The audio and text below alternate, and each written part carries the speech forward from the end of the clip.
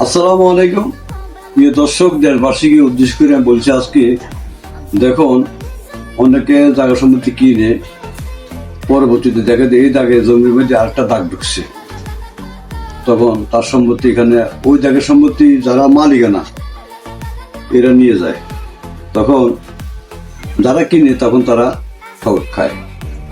তারা মনে করে লস দিয়ে, তারা তো বাধ্যমূলক আরেকজনের পরের জমি আরেক দাগে জমি যদি ঢুকে যায় একে পরটে তাহলে তাকে দিয়ে দিব।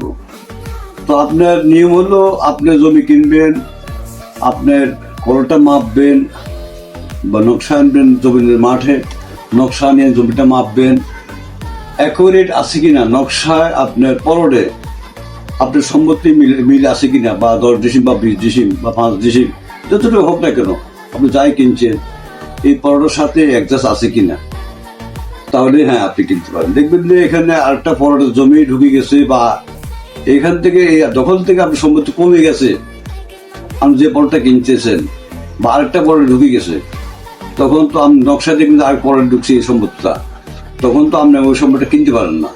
হ্যাঁ, আপনি কিনতে পারেন এই পরোটা যা আছে এরিয়াতে যা আছে, আপনি এটাকে মাপজোপ দিয়ে হিসেব নিকেশ করিয়া আমি হিসাব দিয়া হিসেব করে আপনি এটা কিনবেন। বাড়তিটা তুমি বেসো বলো আমার এই পরোটা নাই, আমরা তুমি মাপজোপ দিয়া জায়গাটা ছুটি করে দাও, আমি কিনবো, যাত্রী কিনবে। তো বিশেষ করে ভিডিওটা ভালো লাগলে লাইক শেয়ার করে দেবেন। ভবিষ্যতে ইনশাল্লাহ আপনাদেরকে ভালো ভালো ভিডিও আরো উপহার দিব ইনশাল্লাহ। ধন্যবাদ। আসসালামু আলাইকুম ওয়া রাহমাতুল্লাহি ওয়া বারাকাতুহু।